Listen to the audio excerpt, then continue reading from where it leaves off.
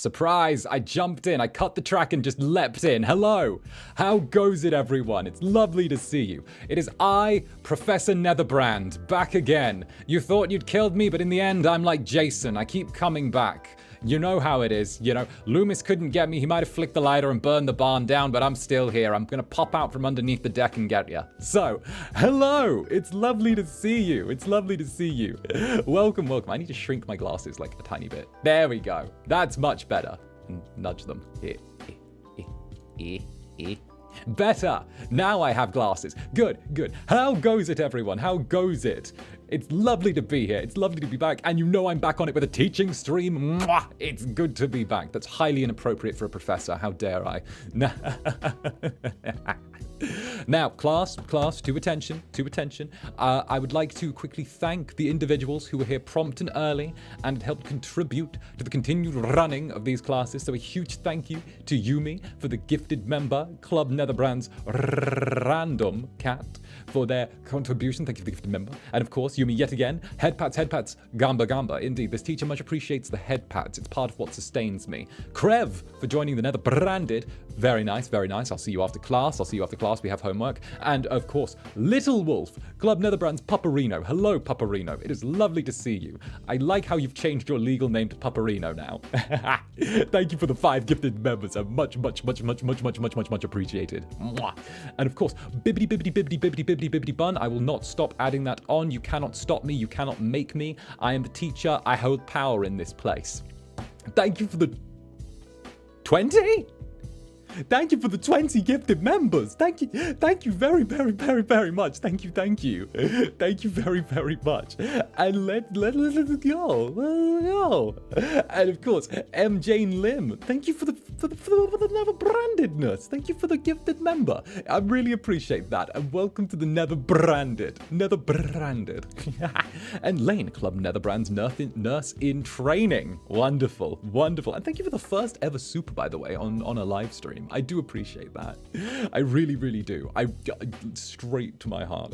Since you said that I'm more than a sacrificial pawn, how about this? Gonna take a long time for the in training to be removed. Heck, it doesn't matter, Laney. It does not matter in the slightest. You'll always be more than a sacrificial pawn to me. All right.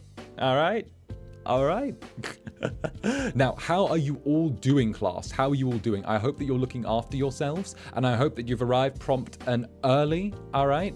That should be a strong priority. Okay, looking after yourself is a key part of my class. Okay, if you need to take time off to do such things, then I'm more than happy to write an answer. I'm more than happy to fill out some type of form, and of course, you know that I've got my little notepad with me. If I can find where I put it. Did I leave it under the desk? 1 second, it's next to my desk, vodka. Yeah. Wonderful, here it is, my notepad with me. It's not an ASMR stream, but here we go. And I have some very good notes here with me today. Very good notes. Glad to be back after not feeling well and touching grass. Hey, glad to have you back. Can we eat in class? Yes, very much so. As long as it's not too heavy in carbohydrates. Too many carbohydrates turn around and cause students to become slower, and it causes mental acuity to fade. That's why the American school system is struggling so much. Well, it's one of the reasons. So, with that, let's quickly take attendance. You all here? You all here? Doing well? Looking after yourself? Bit EP, that's fine. Coffee is always welcome in my class. Free unlimited coffee so long as you are in my class. Here we go. Ramen. Love that. I bought my black ramen. My extra spicy black tier ramen last night. I'm ready to be punished for it. I will be eating that next week when I do my so long farewell Avita for a few days drinking stream. Free coffee? Indeed free coffee. How do you know the world runs on coffee? Why do you think offices give their workers a coffee break? Because they realize the efficiency delivered through coffee far outscales whatever could be done in that 15 minutes by not giving their workers a coffee break. There we go. I don't drink coffee, then get some boba or some tea or a cool drink or something. Just stay hydrated. Hydrate before you dihydrate lest you become a H2 ho. There you go. Actually, you want to become a H2Ho. I'm a H2Ho. I love water. So, you brought tea. That's more than acceptable. More than acceptable. Now, before we begin, I've got my notepad with me. And yes. Before we begin, yes, we must say, I've taken attendance. I'm seeing the Netherlings here, okay? I will also say this is a stream. Let me explain the concept of this stream. This stream's concept is to teach you how to roast like a demon. Now, some of you may have seen various clips around of me saying rather salacious, rather direct, rather scolding things to others. Okay, sorry I'm late. Back of the class. Some of you may have seen such things, or perhaps you were there live. Okay. Now, my intent with this stream is to teach you how to do it like Zanny, how to do it like me. Now, it's a difficult concept. There are years of practice, training, apt ability, inherent talent that goes into this. But as I've always said, talent can only take you so far. After that point, it's hard work, and I value hard work beyond talent. With that in mind, who's ready to learn how to roast? And of course, can we use this against you though? Indeed, with great power comes great responsibility. Although I will say, if there are any Roskills in the audience, do raise your hand. You may need this the most, okay? If you're a Roskill, raise your hand, okay? If you're there, let me know, okay? We'll set you up with a Netherling buddy. They'll help you with this, okay? They'll help you, all right? Don't worry, okay? They might share their notes with you. It'll be all right, okay? We'll go nice and steady, slow and steady for you, okay? Okay. Are you there? Okay, good. Don't worry. The Netherlings will help, okay? There we go. And that is your first roast of the day, okay? Indirect attack masked as kindness. It's a good one. We're starting with practical lessons, but I have a whole presentation ready for you today. I have a whole presentation for you that I've spent the last couple of days making. So, I do hope that you will turn around and be able to use some of this, and it may help you in your day-to-day lives. So, with that in mind, right? I kid you not. I've spent 2 days working on this presentation. I've spent 2 days working on this. I've been really into this. When I do, very Brit, the subtlety. Indeed, and have a gold star. You have a gold star. The subtlety, that is something we'll be crossing later. Delivery, context, timing. Hey, Beru, thank you for the 4 months of Netherbrandedness. Good student. Thank you, Sensei. Indeed. I plan to employ none of this. I just like your streams. Fair enough. Well, if you're just here as a casual learner, you're more than welcome. But heck, you never know when you'll pull something valuable away. So, with that, let's go over to my presentation, shall we? Let me make sure my presentation room is right. I don't want to dox myself, tee-hee. I know. I'll dox that I'm insanely handsome and am incredibly talented. Here we go. All knowledge is good knowledge, indeed. Well, welcome in, Netherlings, and welcome to How to Roast 101 with your host, Professor Zander Netherbrand. Now, I'm sure this will be very valuable information, so what we'll do is we'll turn down the regular audio and we'll throw on rain, because rain sounds are good for learning. Now, let's go. I need the subtler hidden roasts so I can roast my rude clients. Oh, don't worry. We've got a section for that in here. I hope she shares this presentation for download. I might just post it on my Twitter. I might do that. Okay, so welcome one and all. For those who don't know who don't know a little bit about myself, I have somewhat of a literary and performative background. I know you're wondering, Why do you need to listen to this strange incubus on the internet about how to roast? What does he bring to the table? What could he possibly teach me? Well, I have a background in writing. I've had plays staged in London and Barcelona, as well as other places. I've performed in several theatres, and I have a thing for writing rather snappy dialogue. Actually, that's one of the things that my work has been praised for in the past. The dialogue is snappy, the characters are snappier, and what can I say? When it comes to real life, it's rather nice. So, let us begin, shall we? We shall. First of all... Oh, is it not following? There we go. There's a small delay. What is a roast? What is a roast? That's a very good question, right? Fundamentally, roasting is, and this is a statement from Urban Dictionary here, citing our sources, roasting someone means that you know how to be tactfully mean, brackets, snarky, without being mean-spirited in poking fun at someone, teasing, ruthlessly ridiculing, trash-talking, and even mocking them. Roasting people that you know is usually a bad idea because people will believe that there is truth in every joke and might laugh in the present but will remember nothing but bitterness, which is why roasting should be reserved for when a person truly deserves it. I am someone of a slightly different opinion. Perhaps it's something down to how I show my love and affection, but I'm a strong believer that roasting someone, it can be a thing of love. It can be tactful. It can be teasing. And you know I love to tease. Perhaps it's in my blood as an incubus, but I am rather a tease. And tired wither. 4 months. Yippee, can't wait for more. Indeed, indeed. Now, are you chewing gum? Are you chewing gum? Are you chewing gum at the back of my gum at the back of my class? Are you? Huh? Better not be. Indeed. Now, some of you may have seen examples of roasts throughout several pieces of both media and also real life. Perhaps people you know personally are rather strong roasters. Perhaps people... I said gum. Class, don't make me get the ruler. Don't make me get the ruler.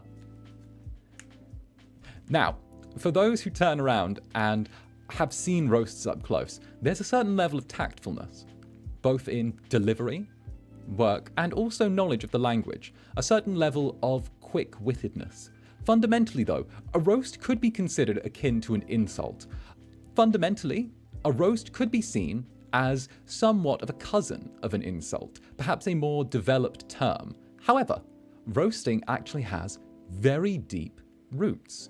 In fact, the way that a word has its roots and the way it is dissected, bisected, vivisected, you can roast in any language, any space, any time.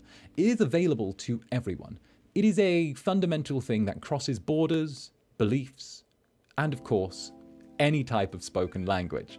After all, an insult covers every language. It doesn't matter whether you're turning around and saying to someone in English that they're a dick, whether you're spouting a little bit of Russian and going 𝓂𝓸𝓾𝓻, or whether you're simply turning around in, I don't know, Spanish, yelling puta madre, or Polish, kurwa, or something like that. Insults come in every language, and thus roasts can come in every language. And nah, hello. Professor, I'm pretty sure we'd want the yardstick. Nah. Detention! Detention for you, nah. Detention for you. You're going in detention. Thank you for the super. Going in detention now. You're going in detention. Horny jail. But there are a variety of insults available in many, many languages. And thus, if insults are available in every language, then therefore, roasts must be available in every language, correct? Correct, right? Right? You can see my train of thought here. If you're able to insult someone in a language, we can turn around and roast them in a language. After all, languages adapt and change over time. Languages change, languages transmute with people, and as cultures, societies, and languages intermix, roasting itself develops, changes, and becomes better overall. If you think about roasts from one step to another, we can actually break down the fundamental progress of roasts throughout history. In fact, roasts have historic roots, which is something that not very many people know. Roasting is not a new invention. It's not something that has recently occurred or has been recently acquired. Roasting is something where many, many people have done it over the years, and it is very much there. And if the next slide will unstick, I can show you. Slide, please.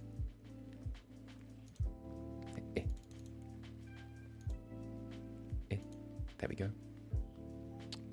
Give me one moment. It doesn't want to unstick. There we go. There we go.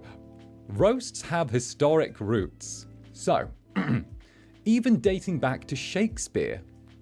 Now, Shakespeare is one of the most famous roasters. His work has been quoted throughout history, but to turn around and use some great examples here throughout classical literature, Shakespeare once wrote, "The tartness of his face sours ripe grapes."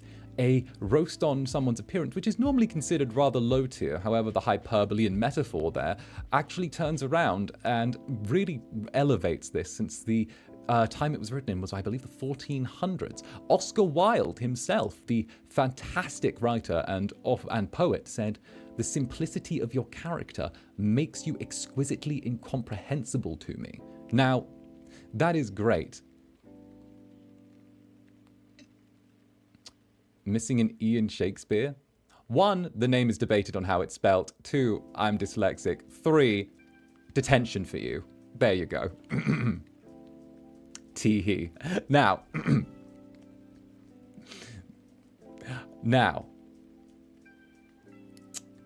following that, are we done? Are we done? Are we done?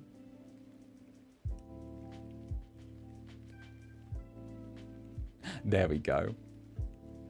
So, with that, the simplicity of your character makes you exquisitely incomprehensible to me. Oscar Wilde. Now, this is a fantastic, fantastic piece of work.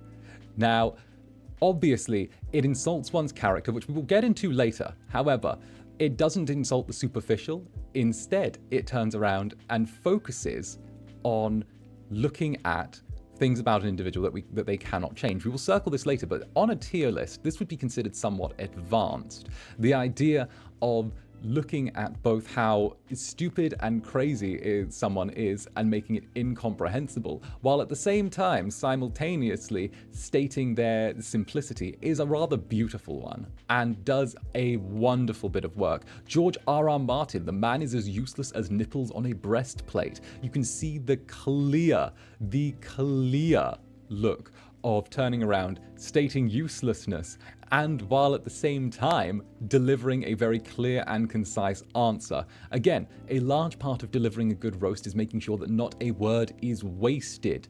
Being direct as a way to turn around and inspire. Okay? Now, turning around and being able to deliver something like that is wonderful. Okay? Wonderful. With that in mind, Iris Owens, if looks could kill, you'd soon find out yours couldn't. That's an absolutely great one. Again, targeting the superficial, but does a very wonderful job at zeroing in and delivering a statement that someone is not quite up there, not as much as they believe they are, which is good. Grounding often works. Using roasts as a way to ground others when they are being fantastical or ridiculous is always a good use of them. And of course, Ernest Hemingway, I misjudged you. You're not a moron. You're only a case of arrested development. Now, that's just solid. We always like to gun for when an individual is acting poorly. Acting poorly is always a good opener to turning around and delivering a heavy shot against someone. Now, the best roasts are done in a retaliatory fashion. Can we get a note on that, everyone? The best roasts are done in a retaliatory fashion. Never start conflict. Always be the one to finish it. Why? Why? Because if you start it and you make a fool of yourself, you have lost everything. If you start it and win, then you are simply an aggressor who has targeted an unwilling victim. If you turn around and retort strongly, if you do it in such a way that does not instigate the conflict, but instead ends it, you not only come off very well as a defensive parry, as it were, but you're able to turn around furthermore and look like an innocent little angel with the tongue of a devil. That is how you want to go. You have nothing to lose, you have everything to gain when you do so in a retaliatory nature. Okay? So, just to reiterate, do not start roasts, always finish them. Okay? It's better to be silent and thought a fool than to open your mouth and remove all doubt. Lovely quote. I'll put that on my wall. Thank you very, very much. Have a gold star. Meh. There you go. Sticking a little gold star on there. Indeed. Now, what we'll do is we will go to the next slide, and then after we do the next slide, okay, we will turn around and we'll take a quick break for questions. There's going to be 2 question breaks throughout all of this. There will be 2 question breaks. Now, question breaks are something that I'm going to use for the opportunity for everyone to turn around, catch up on things that are being said, catch up on things that are being done overall. Now, what does this tell us? What does this tell us, everyone? This tells us that those with the best command of language, from those quotes before, those with the best command of language are able to make use of the strongest roasts. Delivery is always a make or break in a good roast. Delivery is always make or break. Remember, if you do so in a sloppy fashion, if you do so in a way where there's too many words, you take the sting out of your words, the punch, the impact, you remove everything from there. Concise, dry, targeted. Those are the 3 things in delivery. If you're not a fast thinker, then heck, feel free to always have 1 or 2 in your pocket ready to go. Next, roasts evolve as language does. We touched on this before, but if we look back and look at Shakespeare's roast of, I believe it was, your face sours ripe grapes, it still handles someone perfectly well. But do you really think that language will hold up these days? If you compare that to, let's say Iris Owens, if looks could kill, you would soon find out yours couldn't. One is far more modern and carries far more weight under a modern context. Although it's not necessarily a contemporary roast, we could turn around and make the statement that where Shakespeare's work historically, Iris Owens works into the contemporary modern day. With that, people have been roasting for centuries. They have been, ever since, even before the 1400s, but I will touch on that next. We'll take a quick pause for questions, if anyone has them. We're early on, but as always, feel free to ask. No question is a dumb question. I am here to provide you with knowledge and give you answers. And of course, I will scroll back slightly in chat and see which questions have been asked already. So, is it possible to roast someone poetically? Indeed. And we will touch on that later. After all, language is an art. And it's making sense of that art, putting it to good use, that really adds that level of poeticism to it. What do you think is the difference between a roast and a read? It's contextual. On one hand, a roast can be just being absolutely flaming someone, or being especially targeted. Whereas I feel a read can be far more dry. It can be far more, it can lack the same kind of fanciness. It can lack delivery, I would say. It's all down to delivery. What if they're into it? Well, heck. If they're into it, then that's up to them. A read, what is that? Think of like when RuPaul says horrible things about people on RuPaul's Drag Race. What if you're trying to roast someone but you're too kind? That's a very good question, and it circles back to the earlier statement. When you are being retaliatory to someone who has started something with you, you are always going to be in the just position. Kindness stops being a factor when you're replying to something unkind. Remember, it is always applicable to roast someone back if they try and put the heat on you. Remember that. When you judge Oshi marks, is that a read or a roast? I would say it's delivery. I would say it's definitely delivery that makes the difference. I would put that as a roast. I would put that as a roast. After all, you know, I believe my exact words were, "You like emotionally unstable men," when I read someone's Oshi marks a while back. And heck, if that doesn't absolutely, if that's not a slight roast, then I don't know what is. A gentleman will walk, but never run. Indeed, feel free to deliver slowly as well. Take a breath, gather yourself. After all, minimal movement for maximum impact. Indeed, indeed. That was mine. Oh, you poor thing. Have a gold star. There you go.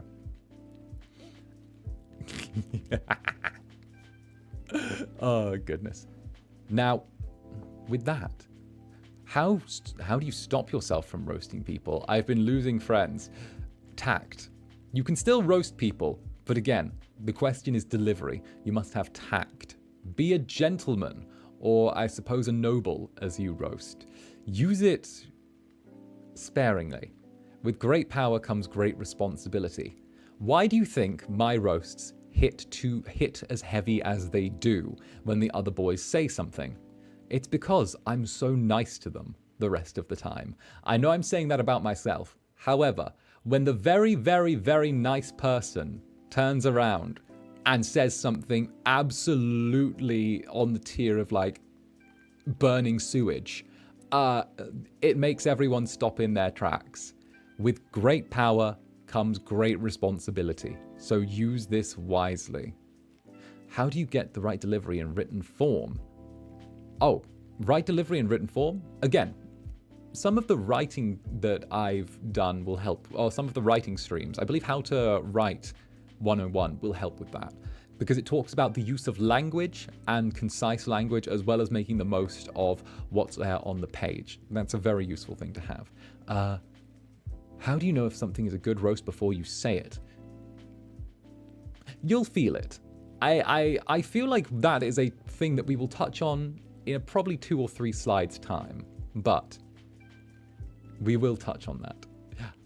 Is also sarcasm considered a good roast? Indeed, indeed. Some people say sarcasm is considered the lowest form of wit. I would disagree. A good sarcastic word here and there can turn around and put the absolute worst of people in their place.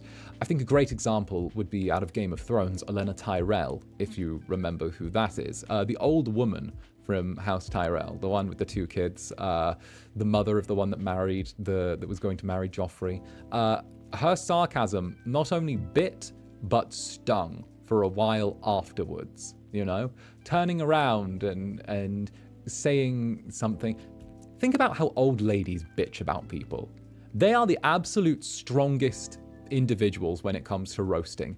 They will sit there, they will sip their tea, and then they will say something so vile that your confidence will be in shambles for the next 3 years, and you may need therapy, okay? Be an old woman when you roast. Sit there, take a sip of your coffee like this, and then go,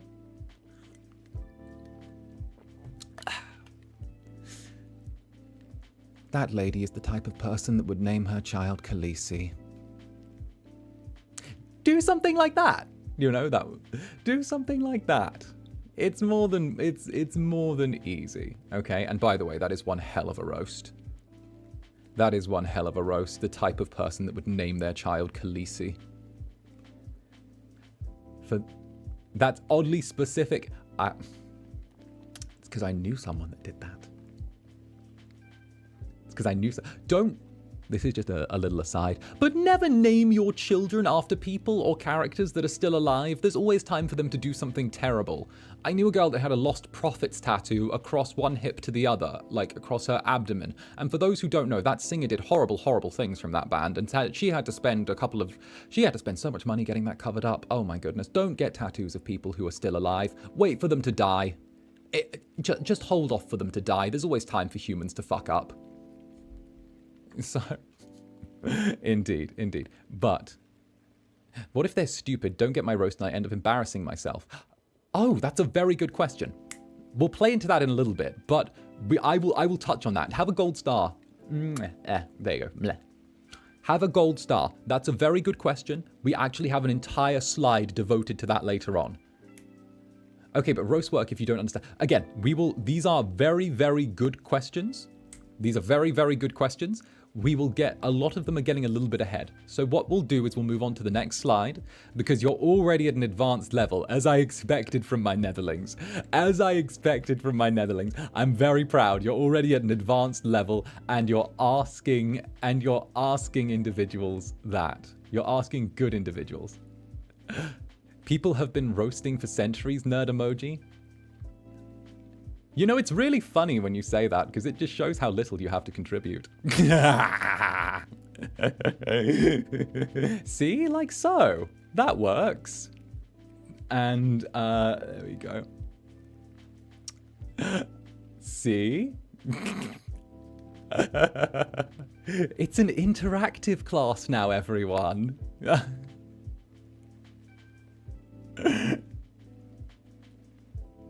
All right, next slide, shall we?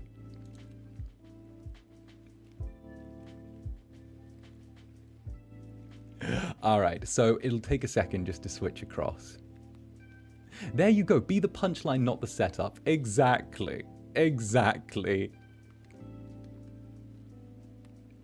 Professor didn't need to ask for volunteers. Precisely. It's fine, you can tell that was a rascal. Oh, goodness. I'm not mean-spirited, I swear. It was just a perfect setup. I can't recover from that! See? Disarm. In the words of Sun Tzu from The Art of War, destroy your enemies so thoroughly that they might never have the chance to return the favor. Sun Tzu, Art of War. All right. Move that to there. And here we go. Fun fact. Did you know the first example of a roast was actually in a clay tablet dated in Babylonia, dated approximately 3500 BC? And after translation, the archaeologists found the tablet to contain a "your mom" joke. It was a "your mom" joke that was the first ever recorded roast in history. Now, I have tried to search everywhere for the first ever, for the translation of this, and unfortunately it doesn't seem to carry across from ancient Babylonian into English. However, the "your mom" joke appears to be timeless, okay? The "your mom" is a joke that dates back to to over 4,000, almost, what would that be? Over 5,000 years ago. So, in case you guys wanted to know, there is the fact that one of the oldest recorded pieces of history and literature in the world is a "your mom" joke fills me with a special level of satisfaction. Now, obviously, you can see that roasting has developed quite aggressively since this time and place, and has turned into something that is very, very advanced. But the ancient Babylonians knew what they were doing, and clearly started an ancient tradition that would go on to be continually perpetuated to this day. The "your mom" joke, although basic and forming the very foundation of teenage frat bro culture, does in fact hold a special place historically. And considering that this was 3,500 years ago, and some people are still, or not 3,000, 5,000 odd years ago, and some people are still leaning on "your mom" jokes to this day, well, heck, look at how advanced all of you are compared to them. It's true. A classic and effective insult will stand the test of time. It often will. It often will. Standing the test of time is often one of the, if not the, strongest potential options. Classic and effective. Indeed. Indeed. Now, obviously, it's a little bit liberal, this interpretation. However,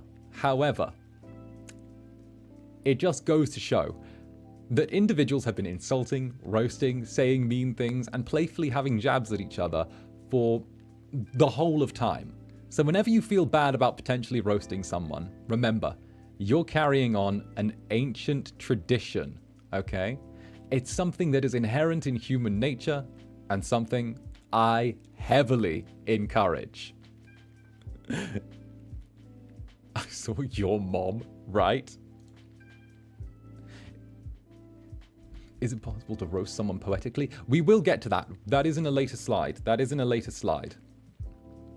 That is in a later slide. Don't you worry your little head about it. Now, target audience. Someone asked earlier, what if you make a roast and your target audience or those there do not get it? Now, target audience is clear in any type of media, okay?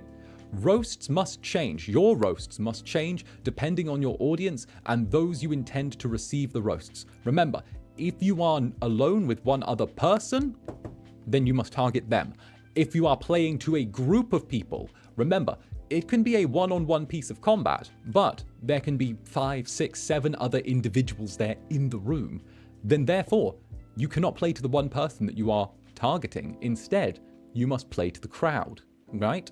Therefore, you must know your audience. After all, crowd reaction will determine whether or not you have emerged from this roast victorious, okay? Much like the gladiators of ancient Rome, the crowd will decide whether or not you were impressive enough against your opponent. Whether they cheer, jeer, or boo will determine your status of victory. So, you could have the smartest roast in the room, you could destroy the person thoroughly, but if those around you are not smart enough to get it, or are too slow on the uptake, you will lose. Thus, knowledge of your audience will always yield the best results. And just like any other form of content, whether it's music, whether it's writing, whether it's singing, you must adapt and change. Adapt your language to support the delivery. Read the room. Oh, that's a good question. What if you roast someone and they hit you back with a better one? Now, a good bit of roast combat. That is actually a good point. And I normally would come to that in question time. However, I feel like this works perfectly with the slide we're on. So thank you very, very much. Have a gold star. There you go. I've stuck a gold star to your forehead. Okay. Now, if you are countered, you must then escalate. You must escalate. Okay? Escalation is the key. Okay? Always be willing to take it further. Right? Taking a step back is death. Do not yield. Do not yield. Yielding will never work in your favor. Okay? Take it further. Take it further than anyone can. Right? Do you want to be the one who's apologizing later on? Or do you want to be the one who's made a fool of? You must unlock the killer instinct. If you are turning around and putting that out there, you must know this is a battle to the death. This is a battle to continue on. There is no room for sympathy. There is no room for kindness. There is no room for forgiveness. In this battle, it is you versus them. I'm being very, very over the top with that. I am. For the most part, escalate, but also know when to turn around and stop. And also, if you ever want to completely diffuse a roast, just laugh. If you ever want to just completely diffuse a roast, if you feel like it's going too far, if you feel like, heck, the only way out from here is turning around and going, hey, that's why your mama dead, or something like that. When they say their counter, just laugh. Believe it or not, laughter is insanely disarming, especially if someone levels an insult at you and you just laugh at it. It completely disarms them. It completely can disarm someone, okay? If you put a good laugh out there, it makes it sound like the roast doesn't land. It betrays strength to both your opponent and your audience. And if someone tries to roast you, you can just hit them with one of these.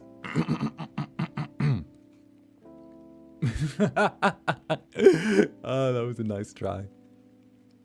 There you go. Done. Disarmed. Boom. If you play it off well, you can get an easy escape out of there, okay?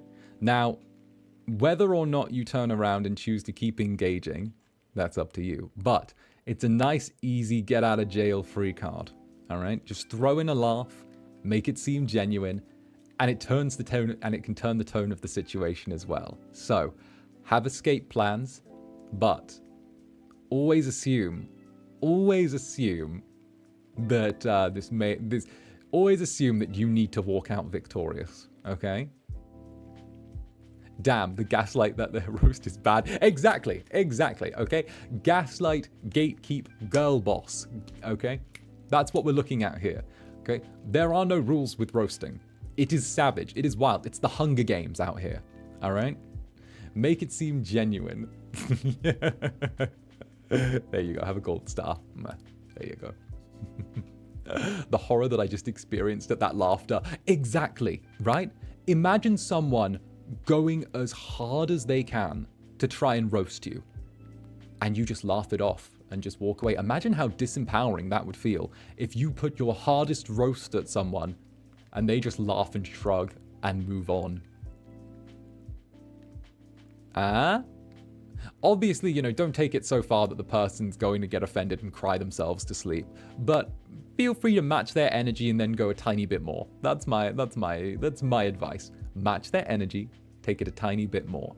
And of course, we will be reviewing an example very shortly because this is an interactive class. What if you roast someone unintentionally? Oh, that's a very that is a very specific example. That is a very specific example. But you know, if it's accidental, then heck, just keep rolling. But what if I really hate them? Well, then heck, you've answered your own question. If you really hate them, then you're not going to have to worry about apologizing later. Take the limiter off. They fire first, you hit them back with a nuke. What if people start jumping in and a whole group start roasting you? Okay, that is where you're at a numeric disadvantage. If you are at a numeric disadvantage, you are going to inherently lose. One individual cannot beat 5, right? The best you can do is throw something out like, bro, you need 5 other people to help you? That's weak. Something like that, and then just don't engage, right? If you point out the number disadvantage, point out the fact that you are outmanned and still could hold your own, and then walk away, leave it, okay?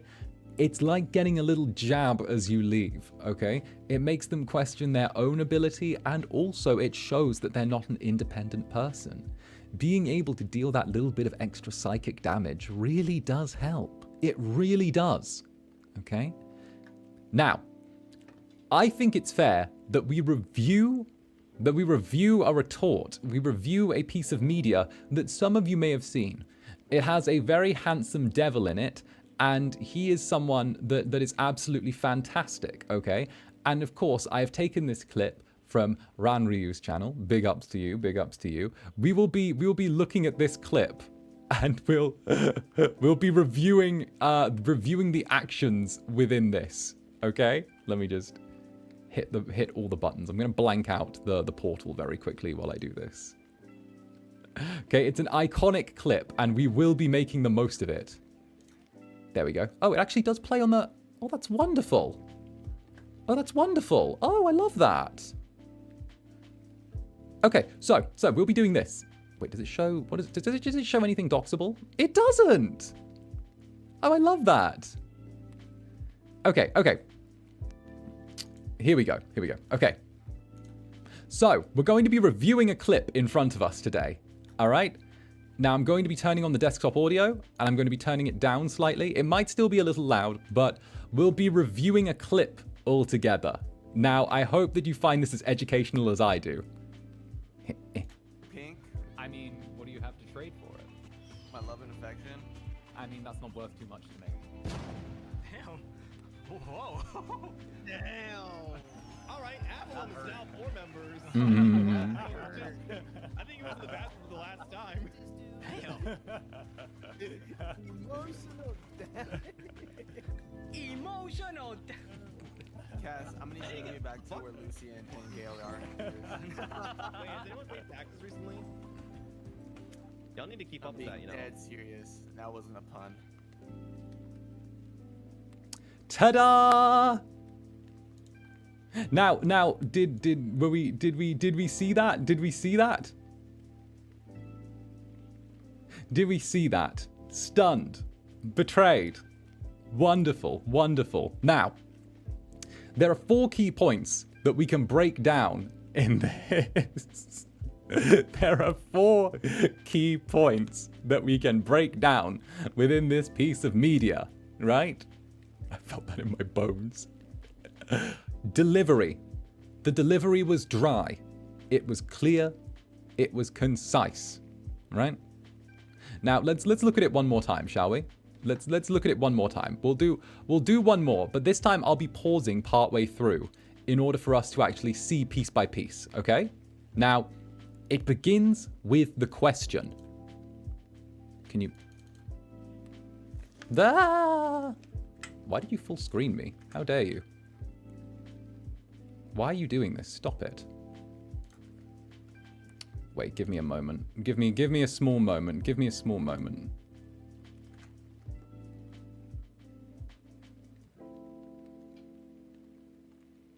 Give me a small moment. Just a tiny, tiny one.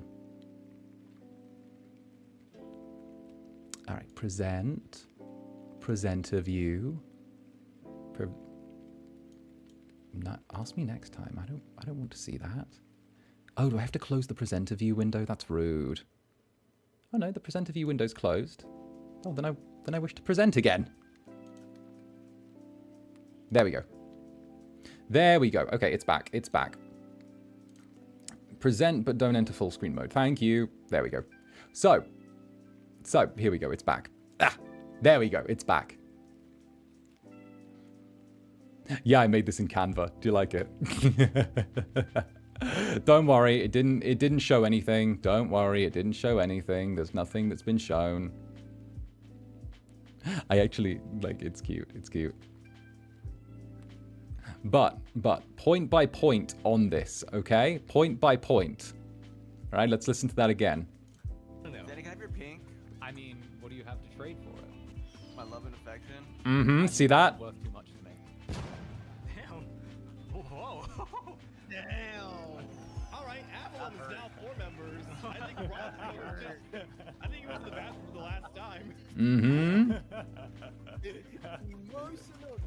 See that? See? It works. Cass, I'm gonna need you to get me back to where Lucy and Gale are. Wait, has anyone paid taxes recently? Yeah, see? Y'all need to keep up with Being that, you know. dead serious. That wasn't a pun. There we go, okay? Now, as you can see, there were 4 key parts of that focusing. The delivery, dry, clear, and in a few amount of words. A small number of words got the point across. Then, short, snappy sentences, okay? There were only 3 or 4 sentences in all of that, okay? What do you have to trade for it? My love and affection. I mean, that's not worth too much to me. Boom, right? It was 2 sentences, I believe. I mean, what do you have to trade for it? I mean, that's not worth too much for me, to me. Right? Boom, boom. 2 sentences. It was clear, concise, short, snappy sentences, and the timing. No hesitation, no pause, no sound to think. It was clear. Not only that, it was concise. It was concise. An unreasonable request was made. I wish you to give me something for nothing. No. There you go. There you go. It was a strong counter, okay? Now, I know Roscoe can take it. He's a strong boy. We love him, all right? He's a very, very strong boy. Very, very strong. But Roscoe did very good, okay? But you can tell, we played to the audience. There was a wave. You can see the reactions there. It was not just one person. There were 4 reactions involved. It was Gale. It was Cass. It was Lucy. It was Roscoe. There was a group, as that was said. And then screams of emotional damage.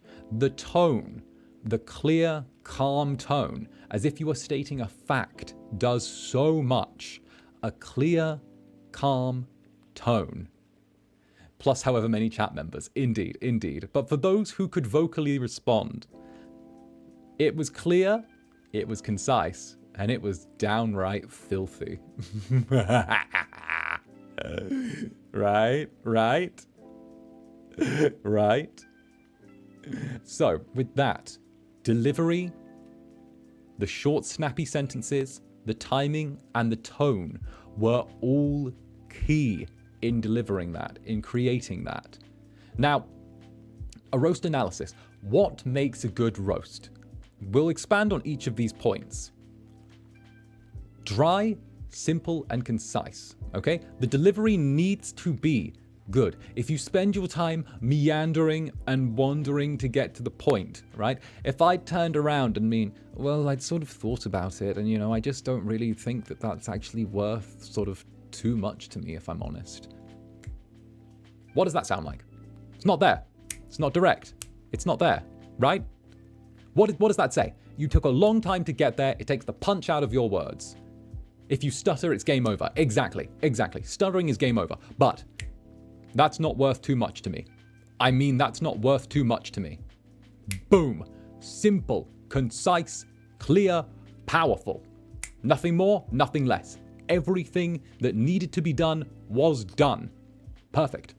Absolutely perfect. Confidence is key. Next, clarity. Every word used must be spent to enhance delivery. Okay? No hesitation. Every word used is spent to enhance delivery. Okay? I actually made a mistake there. I used I mean twice. I used it on opening and I used it on delivery. Now, that was a mistake on my part. I shouldn't have done that. However, the roast itself and the conciseness was clear enough to carry in a punchline in a sting sort of way. Exactly. Gold star for you. There you go. Gold star.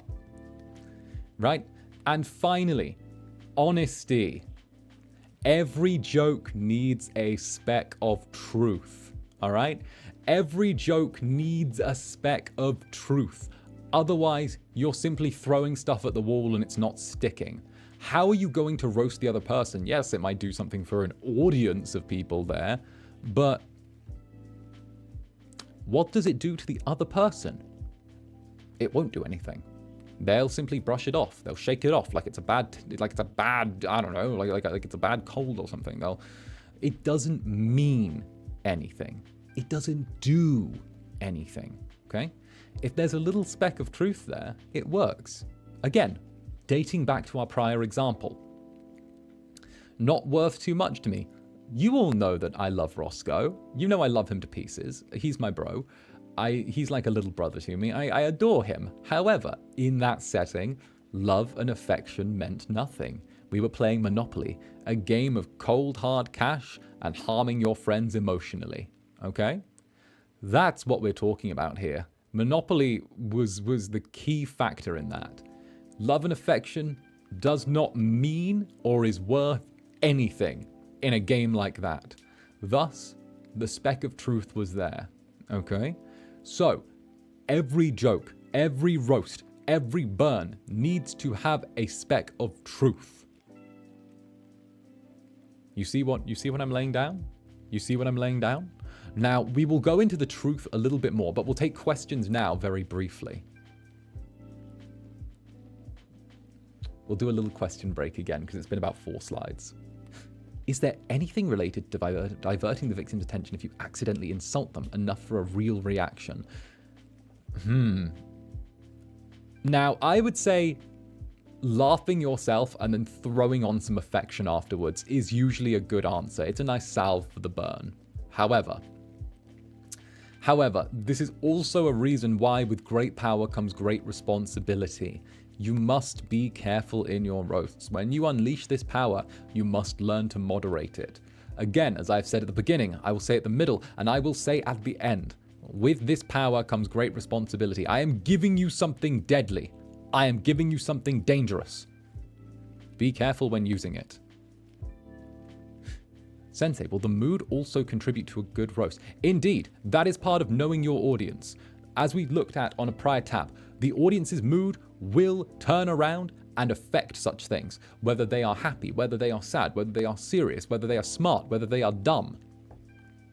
That is what will make the difference. So knowing your audience, knowing your content base, knowing who you're dealing with, knowledge wins the day every time. There is no such thing as a dumb person that's good at roasting, okay?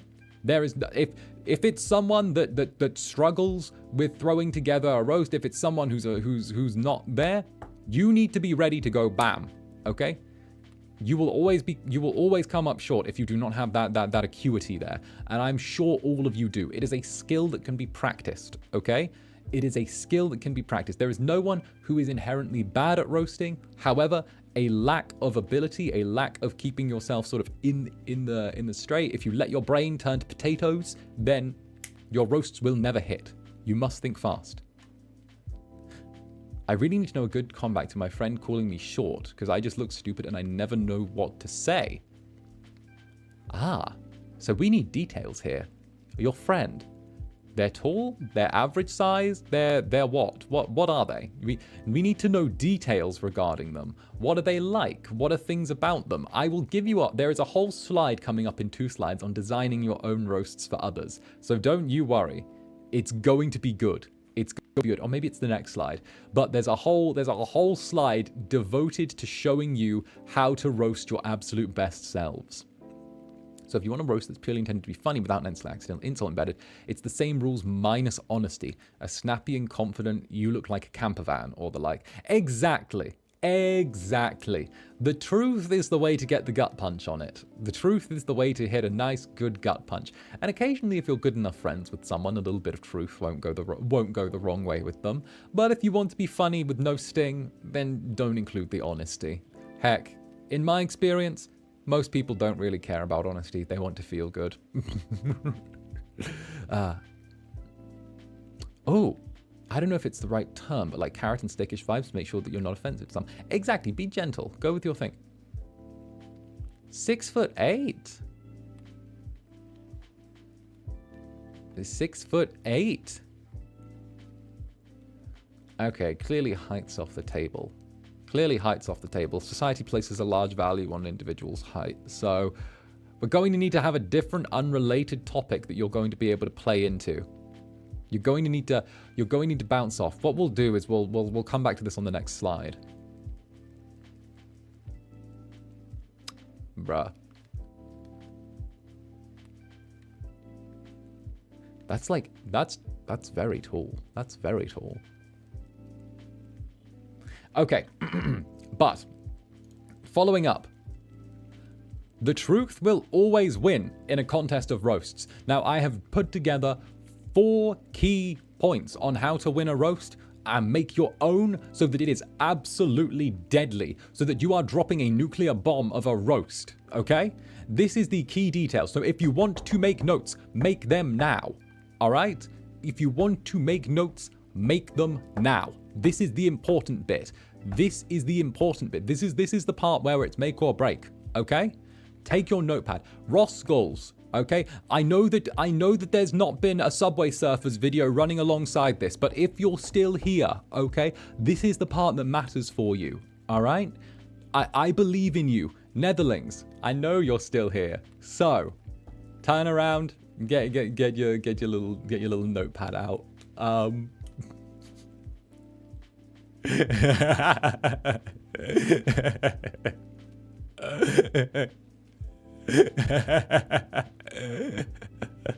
Give them a break. I'm only harsh on them because I want them to learn.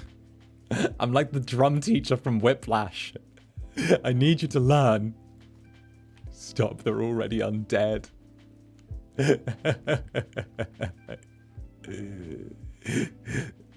We didn't even do anything. All right. R.I.P. to us. Indeed, R.I.P. All right. Step 1. State facts to deliver the greatest impact. If you are looking to deliver a good roast, state facts and the impact will always be the hardest. If you start making things up or going off on fantastical quandaries, you will never do well. It will never hit. It will never land. Maybe you'll get a few laughs, but at the end of the day, that's all it is. Cheap laughs that are meaningless in the end, okay? Everyone stops to slow down and look at a car accident by the side of the road. No one gives a damn what happened 3 days later, right? It's a temporary distraction. Don't be a temporary distraction. Be something that's noted, all right? Exaggeration works when used correctly. Exaggeration works when used correctly, okay? If you are using hyperbole, if you are turning around and throwing in exaggeration, it works, but use it sparingly. If everything you say is you're always doing this, you do this constantly, 24/7, non-stop. Oh, you do, this is a massive thing for you. It's not going to hold truth. If you use exaggeration to the point where the truth becomes oversaturated with it, it's no longer the truth and you lose the ability to hit hard, okay? You lose all of the power from your punches. You're unable to do anything real. It's like when you turn around and water down a drink to the point that it's no longer alcoholic, you know? Yeah, sure, you've had a shot of vodka, but you had a whole liter of water in there. Is that still vodka if you've poured in a liter of water? Is it still a vodka? Is it still a vodka cola if you've turned around and put one shot of vodka in a giant 2-liter bottle of it? No, you just drank some cola with a little bit of vodka in it, like with a splash. Exactly. Next, this is a key one. This is one of my personal rules. Now, you can follow this or you can't follow this. This is up to you. However, this is what I use personally. This is part of my own mantra, my own kit, as it were. For best impact, choose details about your target that can be changed, okay? If you are roasting something about someone that can't be changed, they are helpless to change it. Therefore, the emphasis doesn't make them look bad, it makes you look like a dick who's targeting something about someone that can't be changed. Now, things that can be changed, someone's behavior, their attitude, the way they talk about others, the way they act in front of others, their whether or not their beliefs are inherently whether or not their beliefs are inherently antagonistic, right? If they have something that they can change about themselves that makes them worse as a person, but they choose not to change that, then therefore that is the strongest ammunition that you will ever get. This is your 375 Magnum hollow point ammunition. This is armor piercing. This goes from simply a petty roast to sticking someone in an oven, okay? This is you becoming the Wicked Witch of the West with your gingerbread house and throwing Hansel and Gretel inside. This is where you level things up. If it is something about someone that they can change and choose not to be a better person as a result when they have every opportunity, then it gives you straight heavy artillery, right? Make a note, okay? Next, roasts act best as retorts. We've stated this before. Never start a battle of words, but always finish one. Always finish your battle of words, okay? Again, I will restate here. If you turn around and start a battle of words and you lose, you look like a fool. You look like someone who started a fight they couldn't finish. If you start a battle of words and win, then you are simply an antagonist who has chosen to pursue conflict. And 9 times out of 10, or maybe a little less than that, maybe 8 times out of 10, if you win decisively, it simply looks like you're punching downwards, right? If you're at a far better roaster, which after this stream you most certainly are, than most people, you will be seen as punching downwards. And what does punching downwards make you look like? Come on, class. Come on, class. What does punching downwards make you look like? Let me know. Let me know. First person to say it gets a gold star. Go on. Who wants a gold star? Hey. There you go. A bully. There you go. There you go. Take your gold star. There you go. There you go. There you go. There. Have your gold star. Everyone who also said a bully or a bad person or a douche or something like that, take your stars. Okay, you get hall passes. There you go. There you go. Congratulations. Who said a Roscoe? Damn. But yes, punching downwards will always make you look like a worse person. Okay? It always will. And if you are a worse person, that opens you up to a variety of roasts. It will always open you up to a variety of roasts. Why? Because suddenly you've become an antagonist. You've become the bad guy in the presence of those around you, okay? Vile Claudius, how dare you usurp my throne, you know? When the power dynamic isn't even, it always pays to be the underdog. Next, and of course, just to elaborate on that actual point, now if someone else starts trying to roast you, if you are the person who is being defensive, retaliatory, therefore, you are inherently the underdog. Someone picked a fight, picked a battle of words with you, right? If you counter, doesn't matter what you do. I have a... Oh, okay, this is an interesting one. What if the bully painted you as the one who did the bullying? That's an interesting one. Now, remember, and we've got it written in big words here, truth will always win, okay? Don't forget, as much as others judge your character, they also judge the character of those around you. If there is someone who inherently is a bully or someone who inherently does not tell the truth, once that is out there, there's no coming back. Yes, people might say to their face, oh yeah, dude, that's your poor darling, you were roasted, whatever, right? But if you're able to turn around and they know that person, they're judging them, chances are they know the truth and they're just paying lip service, right?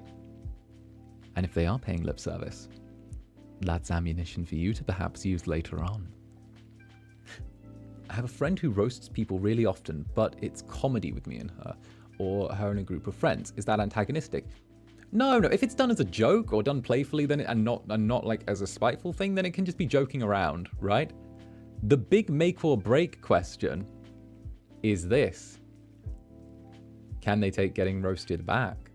Because I've noticed that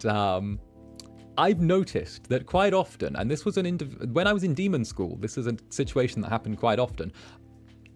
Individuals who enjoyed roasting others, or being a little bit petty, a little bit mean, a little bit insulting, right? As soon as something got sort of spun back on them, and she can't take being roasted back, there you go. There you go. There you go. If she can't take being roasted back, then the problem's her. I'm sorry.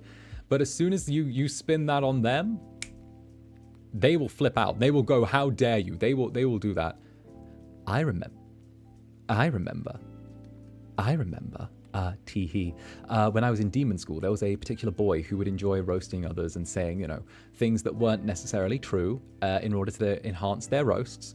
And when I hit him back with a certain, I believe he said something a little bit over the line that day. So I spun around and pointed out certain details of his existence in a very brief manner. I stated that no one loved him, that he wasn't expecting such a strong rebuttal, and as a result, he was a bully. He was very mean to people, and it was that day that a bully left the classroom crying and had to be comforted by the nurse. So, you know, if you ever want to turn around and if you ever need to drop a nuclear bomb, you know, just be careful before you use it.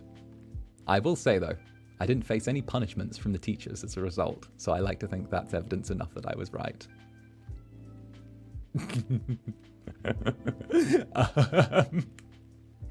You're learning from the best. When the bully has to be comforted by the nurse when you said mean words to him.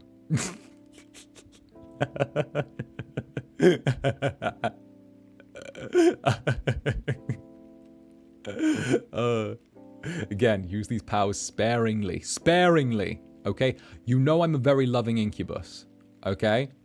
You know I'm very loving. This is the dark side of me. Now, finally, my last rule. Never target physical appearance, okay? Never target physical appearance. It's the low road. It's the low bridge, okay? If you're targeting physical appearance, no, bad. Don't do that. Don't do that, okay? One, it's something that people can't change. They have no control over. It doesn't hit. And to be honest, it doesn't really do what you want it to do. What you want to do is take them down in a situation. Now, whether this is playful roasting or legitimate, I'm going to mess you up with my words roasting, right? I've not put a distinct difference between the two this presentation because of the fact that you can augment and change what you're saying depending. But targeting physical appearance just never works. It's an insult rather than a slight roast, right? Not only that, but again, it's targeting something that can't be changed. And it's doing it in a way that is petty and, to be honest, just makes you look like a worse person. Okay? You see? You see? Does targeting someone's fashion sense count? That's fine. I mean something physical, like face, complexion, hair, stuff like that, you know? It just makes you look like trash. And don't look like trash. Roast with elegance and class. If you're looking to roast someone, do it with elegance, class, dignity, okay? Do it in a way that I would. Roast like a noble, okay? Roast like a noble. Tee-hee. Now, we're almost at the end, everyone, so we're going into some key points next.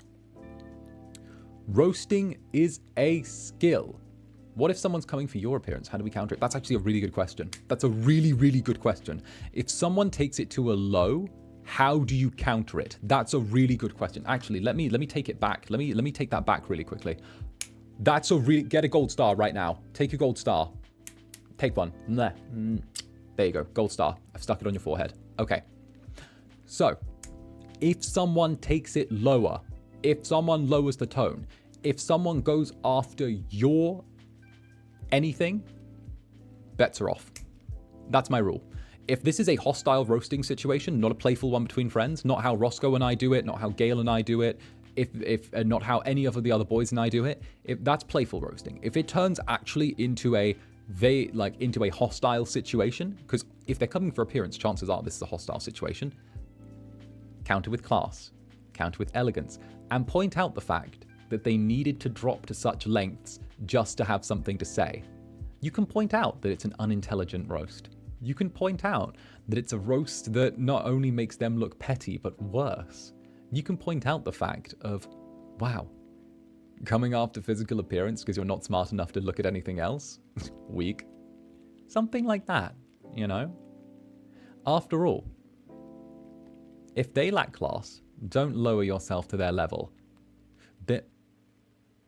There are very rare instances where I've allowed myself to drop to those levels. However, don't. Instead, just point out that, you know, no one loves them. No one loves them. No, instead, just point out the fact that they needed to do that. Quite often, when someone drops a openly hostile roast, and this is a little bit of psychology for you, so feel free to exploit it, okay? I'm actually going to drop you a nuclear code here. I'm dropping you a nuclear code. Get in here. Get in. Get in. The teacher's telling you to get in nice and tight. Come on, get in here. Okay. I'm dropping you a nuclear code. Okay. Are you ready? A lot of the time, when someone drops an openly hostile roast and says something horrible, I want to say about 7 or 8 times out of 10, that roast is a reflection of their own insecurities. So you can use that. If someone targets your appearance, chances are they're insecure about their own. If they target your intelligence, chances are they're insecure about their own. If they target the way you dress, chances are they're insecure about the way they dress. Okay? The way that they roast you will often give you the best counter that you can use. There you go. There you go. I hope that's good. And Victory M, thank you for the super. Counter roast is such a revolutionary concept. Yeah. We're going revolutionary here. We're going revolutionary.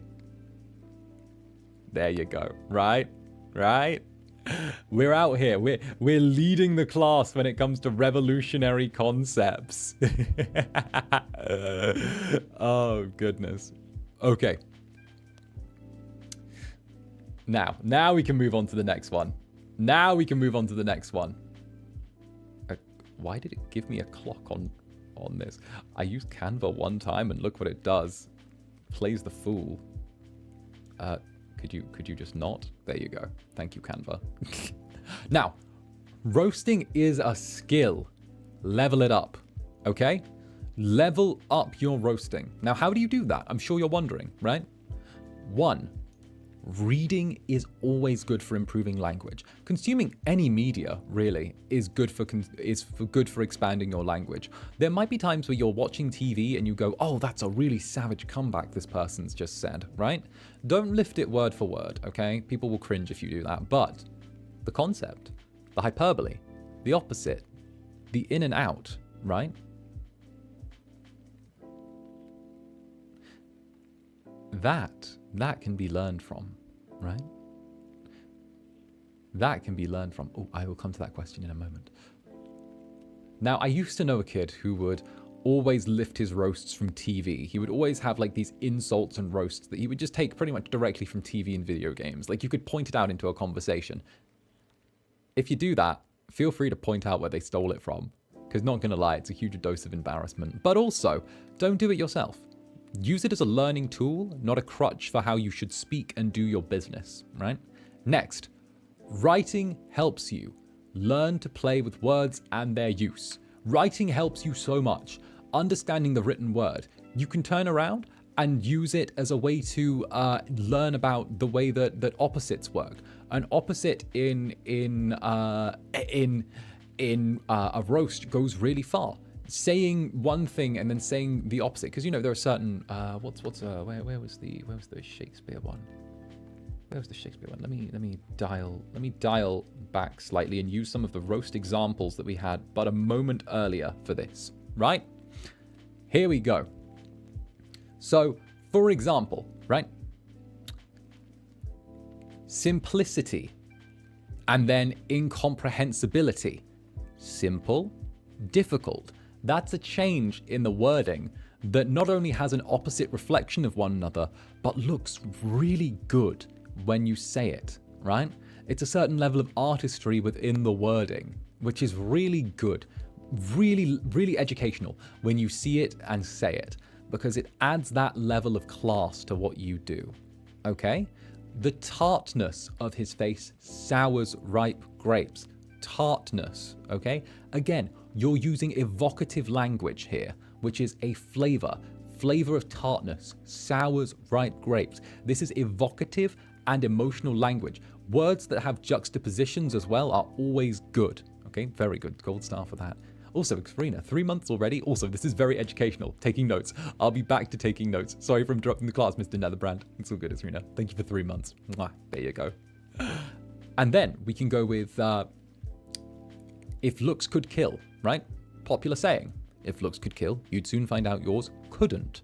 Couldn't. Opposites, right? You're playing off of a well-known statement for an opposite. Saying, subversion. Right? And as for Ernest Hemingway, you know, I misjudged you, you're not a moron, you're only a case of arrested development. That's nothing. That's just fucking savage. That's just savage. There's no special lines there. That's just being an absolute savage. Next, listening to how others speak teaches you alternate points of view. Listening is a skill. Use it, right? The way that you think about breaking out a funny roast might not be the way other people do. So be sure to listen to others. Comedians are a great answer. Comedians are a great answer to that as well. Comedians are wonderful. If you can throw together a good comedy set, then heck, you're already a winner. And of course, as I've said before, be smart and use this power well. Do not use this power recklessly. Don't go roasting and being mean to the first person you see, all right? Do not turn around and use this as an excuse to be a bitch to people, okay?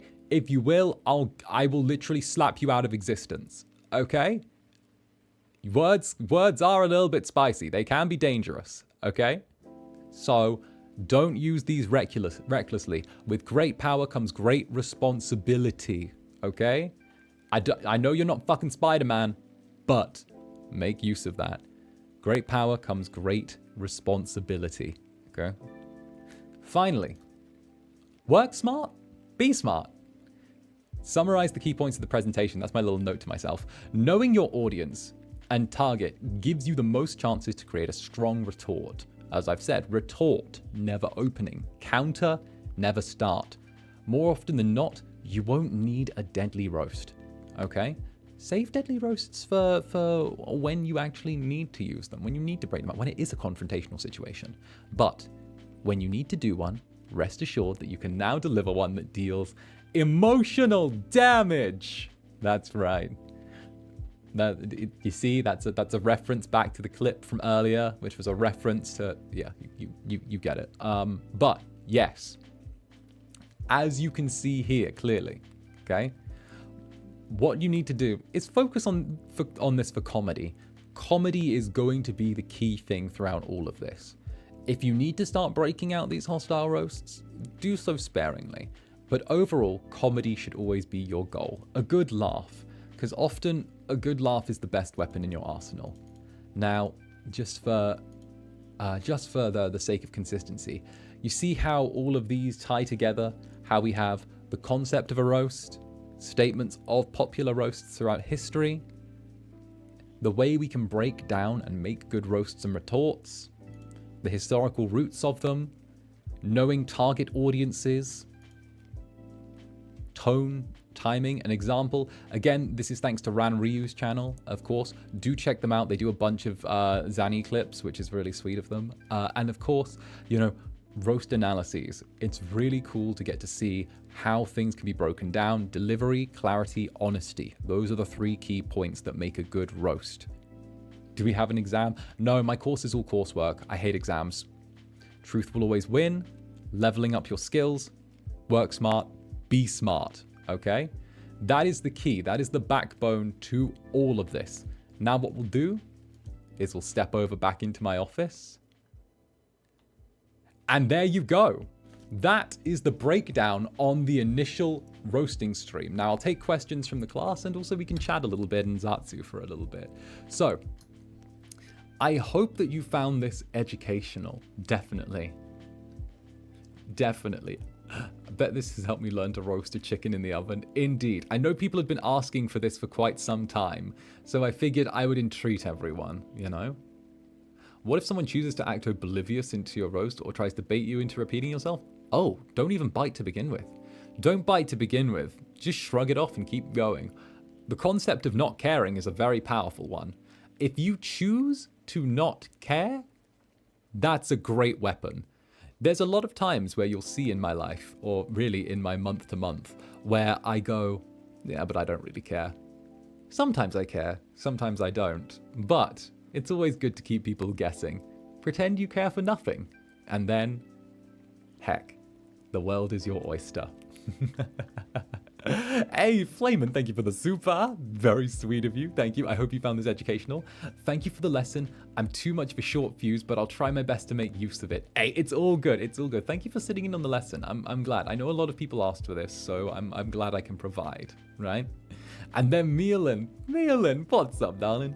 Thank you, Professor. I'll definitely use this when I play League of Legends. Do it. Do it. Top Canyon. Jungler diff.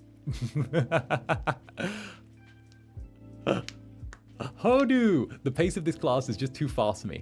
I was looking at the professor's face the whole time. It was a great class. Aw, Hodu. Don't worry, there's always the VOD for you, dear. Mwah. There you go. Thank you for the super. Aw, thank you, Hodu. Thank you. Ah, let's go. And Nimazini, thank you for the sticker. You're a sweetie, Nimazini. I've said it once, I'll say it again. You're a sweetie. And Mooney the Spoonie. What's up, Mooney? Much love to you. And be self-aware. Know your roastable traits and have responses prepared before you go picking fights. If you get brain weasels, those mean little voices in your mind, practice on them. It's not like they can do anything useful. True. Mooney out here with the knowledge. We appreciate that. We appreciate you, Mooney. I'm a visual learner. Indeed, indeed. I'm very much there. Is it a good thing to keep calm and not seem angry? Yes. That's a huge part of delivery. Tone, dry, calm, consistent. I think we touched on that on one of the slides, but tone, dry, calm, consistent. Thank you all. You're all wonderful students. I wanted to let you know that, and I'm glad that you guys enjoyed this. Question, if someone tried roasting you and just say, and your point is, and that concerns me how, would that be considered a roast too? Yes, that's a good counter. It's a good disempowerment and a good counter. It's wonderful.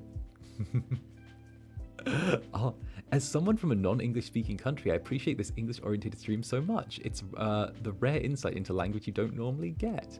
Ah! Oh my goodness, thank you. That's really, really sweet. I really do appreciate that. And heck yes. I really do appreciate that, because I do like the idea of making sort of the more written and more convoluted side of the language accessible to everyone. Ari, thank you very much for the super. Thank you so much for the lessons, Annie. Can't wait to use those slides to create my own roasts. Hey. I hope that you do. I hope that you do. With great power comes great responsibility, and you shall make great use of it all, I'm sure. Thank you all very, very much, okay? Thank you all, okay? Oh, goodness. All right. But with that, is there any other questions? Am I just gonna ramble for a bit now? Is this where I'm at as a being? Is this where we are? Right? Wait, is the Dark Overlords? I'm buckling up for this one. I don't know. Wait! The Dark Overlords are here as well. Let's go. Let's go. The Dark Overlords are making notes on the roasting stream as well.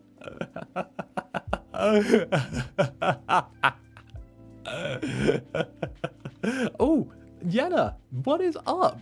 Member for 4 months, sipping on a lemon whiskey highball and toasting to you. Any advice for people who struggle to say what they really mean or are a pushover? I struggle with that a lot. Sometimes I think that I'm too nice until I'm pushed to a breaking point. But I think that's the best thing to do is, in your mind, assert where that boundary is for you. Say to yourself, if someone pushes me to this point, I will take a step back. Set yourself a hard boundary in your mind. When someone does this, this is where my limit is. Reassert your limits to yourself and have that honest conversation with yourself of where you're ready to step back. When you're ready to, or should I say, step forward against them. That's something I've struggled with quite a lot personally. I know that, what do I say? How do I put this? Okay, I'm opening up a little bit here. Danny's going to open up a little bit for a second. One of the things I struggle with quite a lot is when people step against me, whether it's in a casual setting, whether it's in a work setting, whether it's in a personal setting, when people start sort of deliberately acting poorly, I struggle to step back, and instead I choose to take my hands off and simply say, you do you, right? However, I have a line in my mind of when what you're doing or what whoever's doing or what's happening can no longer be seen as like, oh, it's just playful. Oh, it's just an accident. Oh, they're just stepping. Oh, I'm just doing this, you know, because as soon as it stops seeming accidental and starts seeming deliberate, that's where I choose my line to be. And that's when I say, all bets are off, I'm coming for your ass. That's where I hit that point. That's when I say, if you're willing to do that, then I'm able to do whatever I want. If you're being open with your distaste for me, I am willing to do whatever I want. If you are acting in this way, I can do whatever I want now. And I feel like having that isn't always the best way. It's usually better to go gradual. But I've been told very many times before, I don't have a soft touch to me when it comes to dealing with that. I'm either all in or I'm not in at all. And I think that sometimes that's the best way to do it. I think once you set that boundary, and once people know that there is no soft touch with you, they're either playing with you, or you're going to take their ball and take it home with you, or you're going to take the ball and stab it so that it's not inflated anymore, to just over-convolute this metaphor, then you can do it. You're in a better position. Yes. And of course, Elderling West, thank you for the super. Sorry, I'll catch up on the ones that were momentarily not there. Overlords just using their shadows to listen in on the roasting stream. Lamau, right? They're just here, they're lurking. We love you, Dark Overlords. And of course, Mooney the Spoonie, a little something I thought you might appreciate. Sluttery is a perfectly respectable occupation. If you want to insult me, call me a landlord. Indeed. Indeed. Well, I mean, it is an insult. Bruh. I have a question. Did Mane-san / the Overlords ever have a great roast about you? I don't know if they have. Wait. Mostly I just get told that I'm terrible or I'm a bitch. I get told I'm a bitch by one of them quite a lot. I get told you're such a bitch by one of them quite a lot. I think I get that, and I get threatened to be punched. One of them's like, you're such a bitch, and I'm like, yes, I am. I'm terrible.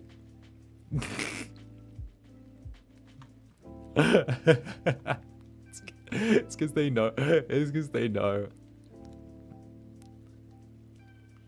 Show no respect for me, I'll give none to you. Exactly. It's not a roast, it's just spitting facts. Right? No, I've been there, like, there is that. Listen, okay, you know who you are. I've been called a bitch. I've been told that I'm going to get punched when I go back to Japan. I've been told that I'm going to, that I'm in so much trouble when they get their hands on me. They say that they're looking forward to when I'm in punching distance. They say that I'm excited, that as soon as I'm in punching distance, I need to be careful. Like, I have been told this. Okay? Hey, cha! Thank you for the sticker, much appreciated. And oh heck, Andy, what's up? Thank you for the education. Sorry, I'm having a moment. Thank you for the educational stream, Zanny. Passive aggressive co-workers beware. We're armed now. Damn straight, Andy. Damn straight. You are armed, you are dangerous, and you are ready. Also, sometimes delivering roasts with a smile is absolutely deadly. Like a playful little smile. Zanny will get his dog punch when he returns to Japan. Oh, don't even.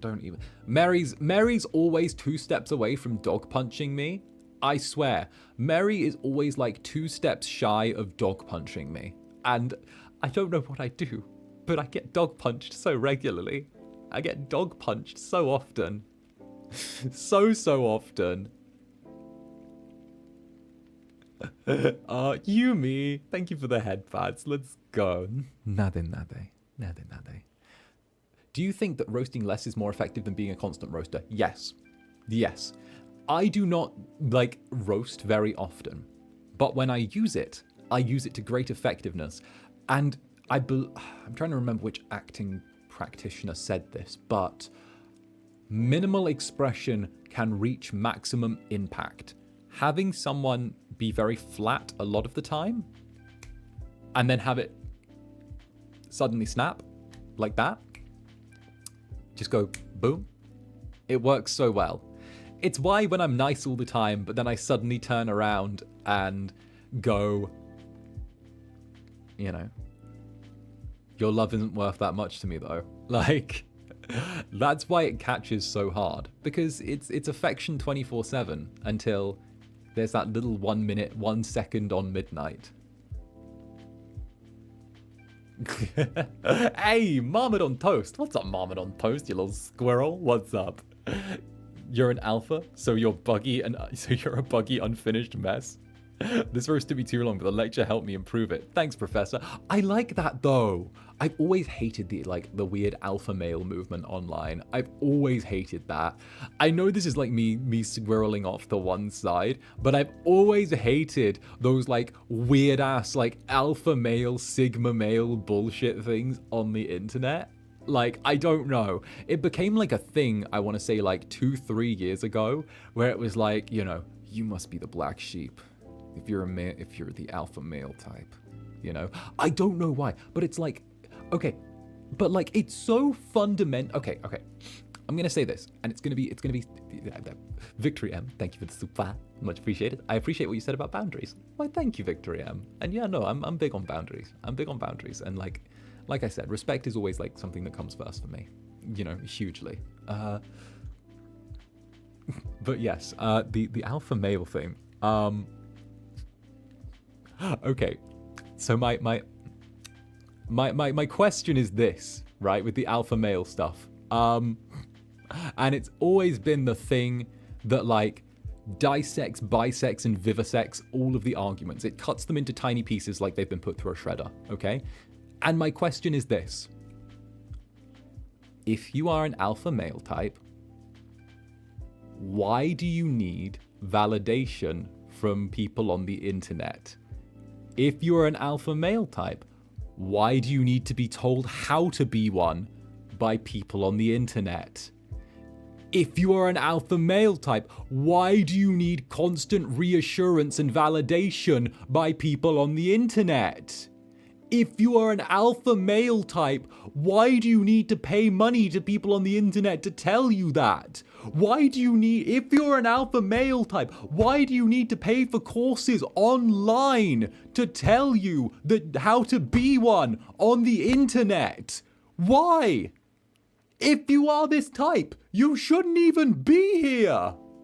You should be out doing whatever you do. Go! Live your life, run free with the other alphas. Oh no, wait, you can't. You need someone to tell you you are one. I mean, Jesus. What? Why? Go. You should be catching omegas.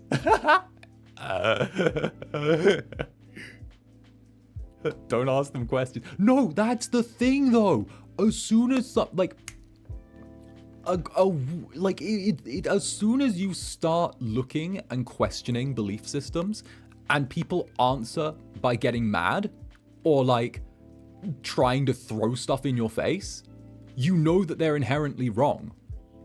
Like if you turn around and question a belief system and the immediate answer is I'm going to get angry at the fact that you're questioning me, doesn't that point out something about the belief system? Doesn't that say a thing? Doesn't that point out that this entire thing isn't based in a level of rationality? Sorry, I'm going off. But the whole like the weird like there you go. Wait. Oh god. As soon as one guy calls himself an alpha/sigma, it immediately tells me they're insecure to the max. As soon as I meet someone that says they're an alpha or a sigma, it immediately tells me that they have zero riz. The only alphas I accept are yaoi alphas. Yeah, no, sorry, that was me going off on a complete tangent. But yes, that's just my thing though, because surely it makes more sense, and it's the more powerful decision in life if you just choose to go off and do your own thing, right? If you need other people to tell you, hey, this is how to do your own thing, this is how to be the best version of you, then it's not the best version of you. Only you know what the best version of you is, because the version of you that you want to be, the one that you look up to the most, the one that you aspire to become, is the version that is the best version of you. Only you get to decide what that is. And by trying to turn around and have it fit into a box or have it fit into a set of expectations, it doesn't do anything. All it does is make you disconnect with yourself. It causes you to lose your internal dialogue, and it's only ever going to make you sad. So, yeah. If you want to actually be the best version of yourself, be the version of yourself that makes you happy. Be the one that you can wake up and look in the mirror in the morning and be satisfied with. Yeah. That got deep. That got really, really deep. That got way crazy deep too. That got way crazy deep off of completely me just ranting and raving. How did that happen? We took a left turn. How did we end up here? I somehow we took a left turn and ended up in a therapy session. What happened there? This became therapy for free? For free? Heck. No, you know that Club Netherbrand's always been about being yourself and, like, you know, being the wild little monsters that we all are. It's enjoyable, you know? Oh, goodness. We get moral lessons after class. Hey, lovely. Thank you for the first ever super on stream. Why, thank you, lovely. You are lovely. Thank you very much. And I love the little sheep. Okay, everyone knows I love the little sheep. I have a weakness for the little sheep. I actually do. Thank you, lovely. Mwah. There you go. Free therapy in this economy? Damn, right? Right? No, I'm just... I wouldn't say it if I didn't care. And I do care. So here I am, saying things where I care. Helping get the Roscoes get their confidence back after those roasts. Well, yeah, you know. In the end, it's all about you being you, you know. I guess my end point with this is when you are comfortable in your own skin, you kind of become impossible to roast as well. When you're comfortable in your own skin and you can look at yourself and go, I know what I am, the good and the bad, then you kind of become immune to most things. And that's a conversation that I've had with myself a few times, where I have to look in the mirror and go, you know, the good, the bad, I know what I am. I know I'm a dick, you know? And as soon as you accept that, you know, and you're just like, yeah, this is what it is. It's hard. Yeah, no. It would, like, such powers do not, such powers are difficult to attain. It wouldn't be worth the result. Hey, 𝔂𝓸𝓾𝓻. King, you dropped this. Why, thank you very much. I shall treasure this crown. I shall treasure this crown. Yeah, but you get what I'm saying. And I hope that you vibe. And of course, I may be streaming again today. I might actually be moving a stream from tomorrow to today. I may be moving my Planet Zoo stream to today, so do keep your eyes out for a waiting room.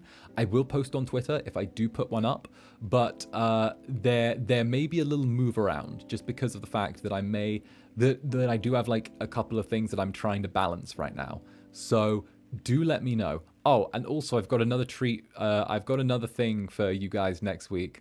I've got one cool thing arranged for next week. As you all know, I'm kicking it with 𝓱𝓸𝓾𝓻 next week, and we're doing an Incubus confessional, and that's going to be great. But there's also going to be another collab next week, teehee. And well, oh, actually, there might be another one as well. So there's going to be another one next week, and teehee, and yeah, I shan't say who, but there's going to be a gaggle of us, so do your thing. Another one. It'll be some people who you've seen with me before, and it'll be some people who you haven't seen with me before. However, all of us were invited by a mutual friend to go hang, so is he uniting all the purple VTubers? Two more. Two more. And with that note, until the next, bye-bye, my sweet Netherlings.